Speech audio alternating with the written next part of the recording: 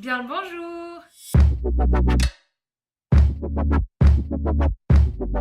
Hello tout le monde, aujourd'hui on se retrouve pour une nouvelle vidéo. Donc aujourd'hui, comme vous avez pu voir dans le titre, on se retrouve pour une vidéo où je vais vous expliquer en fait comment je fais mes photos Instagram, comment j'édite mes photos Instagram et comment je fais mon feed Instagram. Donc pour commencer, n'hésitez pas à me suivre sur Instagram juste ici si ce n'est pas déjà fait. On va commencer tout de suite.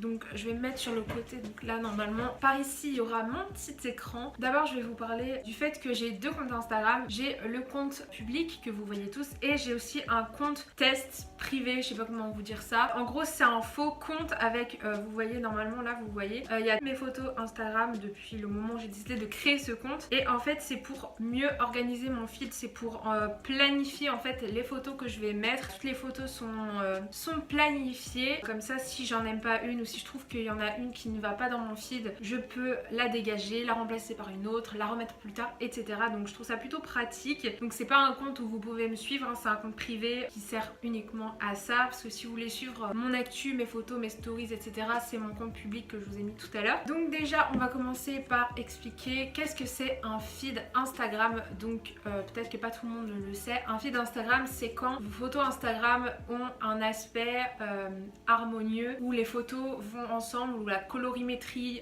correspond en fait. En gros c'est une sorte d'harmonie générale de votre Instagram. Vous n'êtes pas obligé d'en faire un, moi j'en fais un parce que je trouve ça plus joli, je trouve ça plus pro, plus propre. C'est une espèce de vitrine en fait. Quand vous arrivez sur le compte Instagram de quelqu'un, vous feuilletez vite fait ses photos et vous voyez qu'il y a une harmonie, etc. Vous allez peut-être plus facilement vous abonner au compte Instagram tout simplement. Donc voilà. Je vais vous parler de deux applications que j'utilise pour mes photos Instagram. Tout d'abord il y a l'application VS Code, je pense que vous la connaissez, tous les youtubeurs en parlent. Au début je l'utilisais pas mais maintenant je l'utilise très souvent. Donc je vais vous montrer en fait comment je fais mon feed. Alors on va prendre cette photo là. Je vais vous expliquer vite fait ce que c'est mon feed. Je vais retourner hop sur Instagram. Donc mon feed je l'ai changé. Avant c'était un truc un peu dans les tons bleutés, froid, avec les ombres, enfin les couleurs un peu accentuées mais en même temps dans les tons froids. Et en fait vous pouvez choisir n'importe quel feed Instagram qui vous convient. Vous pouvez faire que du noir et blanc si vous aimez ça. Vous pouvez faire des tons froids, des tons chauds, un feed un peu rosé, des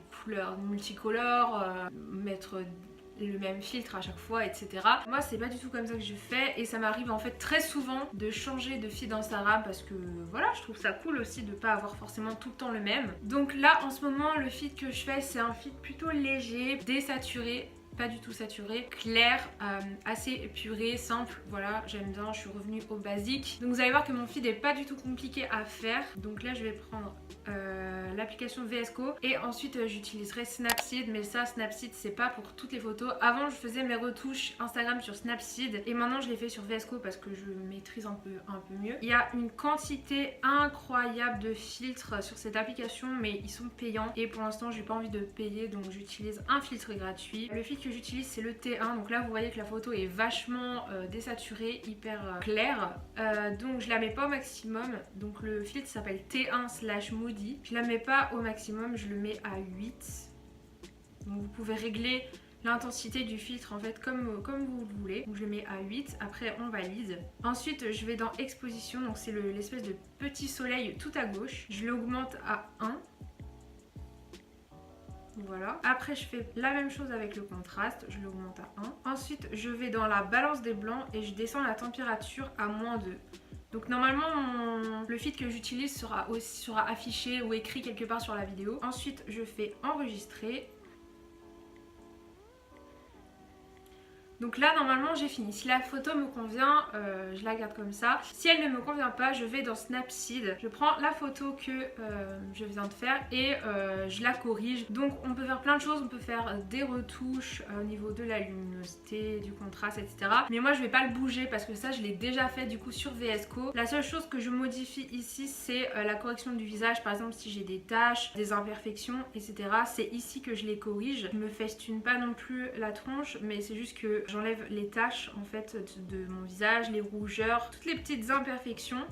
Et voilà, comme ça la photo est mieux. Et ensuite je vais l'afficher dans mon faux compte Instagram dont je vous ai parlé tout à l'heure. Après je recale la photo. Moi je fais toujours des photos en carré, vous êtes libre de ne pas forcément faire des photos en carré. Moi je les fais en carré parce que je préfère, mais c'est comme vous voulez. Il y a des feeds, je vous mettrai de toute façon sur l'écran, il y a des feeds qui sont avec des formes, avec des bandes blanches, etc. C'est vraiment comme vous voulez, c'est ça qui est bien avec les feeds Instagram. Du coup là j'ai une vue d'ensemble en fait sur mon feed et je peux voir si la photo va bien. Du coup là je me rends compte que ne va pas avec celle d'avant, donc je la retire et voilà, et je la garde. Et comme ça, avant de poster sur mon vrai Instagram, j'ai un espèce d'aperçu à quoi mon feed ressemble. Donc les applications dont je vous ai parlé, donc VSCO et Snapseed, sont gratuites, donc ça c'est cool. Vous pouvez faire un feed similaire. La question que vous allez tous vous poser, je pense, c'est comment trouver son feed. Alors moi j'ai trouvé sur l'application WeArtIt qui est gratuite encore une fois. C'est une application d'inspiration, vous pouvez trouver des citations, c'est un petit peu comme Pinterest. Et en fait ce qui est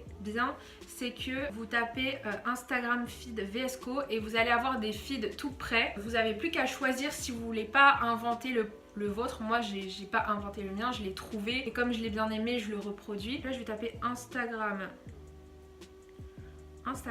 feed VSCO et là vous avez trouvé plein de personnes qui ont fait des feeds et qui vous expliquent en fait comment les faire avec le filtre qu'il faut utiliser, la température, le contraste, etc. Par exemple si vous voulez faire le feed Strawberries, le filtre c'est A8, vous mettez le contraste à -2, etc. Vous avez juste qu'à choisir, vous verrez il y en a vraiment beaucoup.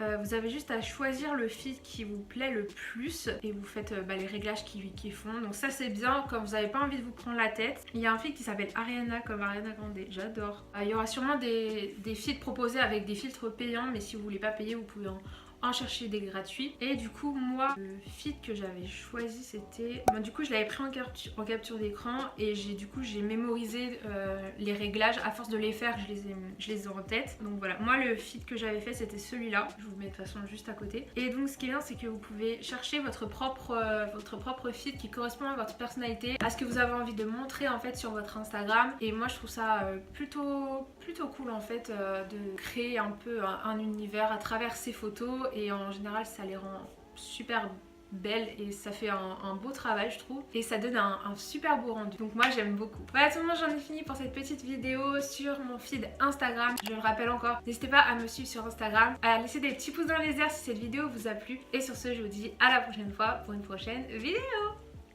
Bisous.